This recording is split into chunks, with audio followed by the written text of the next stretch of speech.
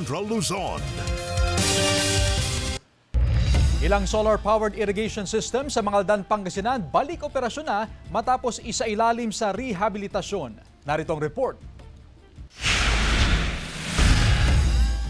Balik operasyon na ang solar-powered irrigation system sa Barangay Inlambo, Mangaldan, Pangasinan.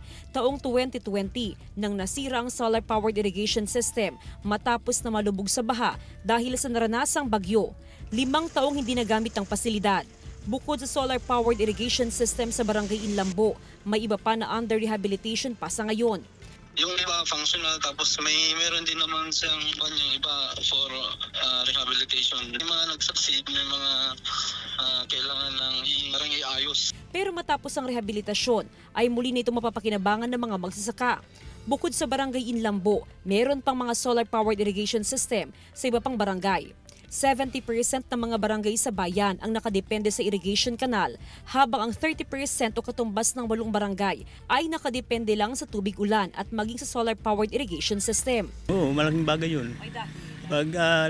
Kapag walang ulan, yun, napapandaran yung solar, yun, makakatubig na. Proyekto ng Department of Agriculture at National Irrigation Administration ang ganitong mga pasilidad na layong mapatubigan ang mga sakahan kahit pa dry season. Kasama si Henry Duminsil, Jasmine Gabriel Galban, One North Central Luzon.